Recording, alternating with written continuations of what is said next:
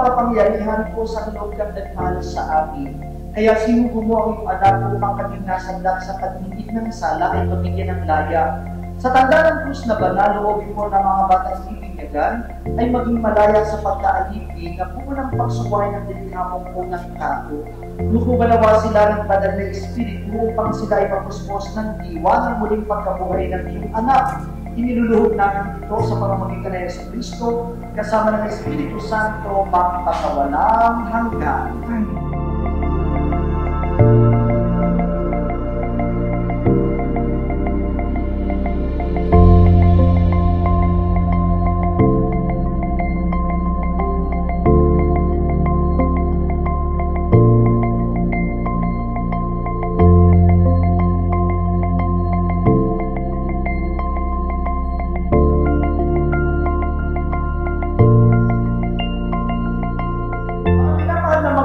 At ninang nung tayo ay binyagan, tayo ay lalaging kasama ni Kristo upang kasama din niya tayo ay makabangon at makapagbagong buhay.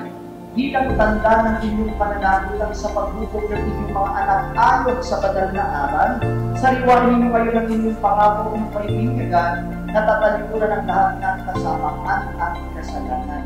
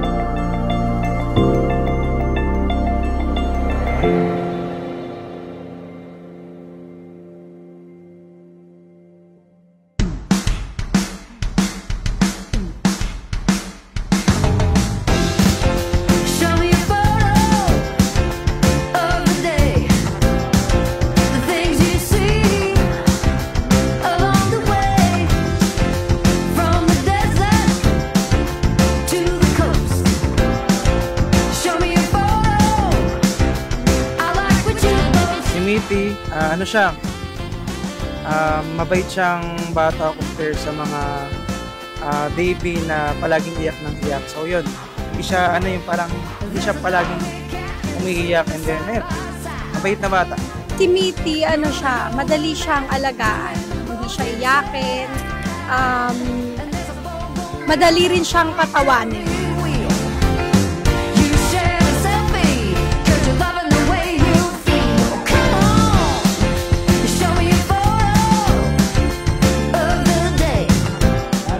Siyempre, kung alam mo sagot, taas kami kamay. Pag tama, may point.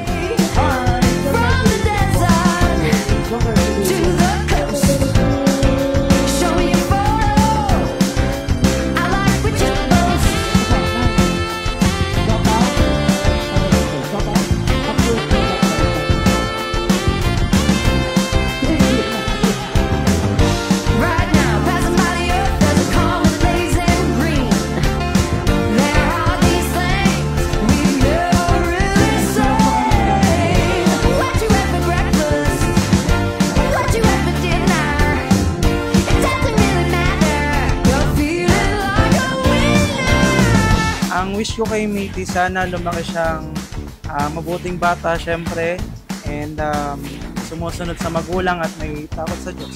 Ang wish ko lang kay Mitty, lumaki siyang healthy, may takot sa Diyos, at masunurin at may respeto sa lahat ng tao. Happy birthday, Mitty! Happy birthday, Mitty!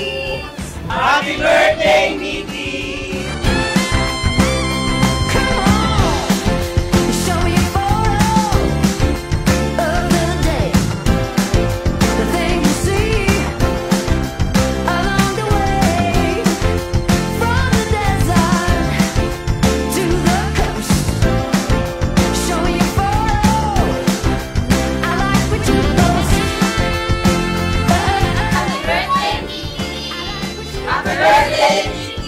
Happy birthday, Mitty!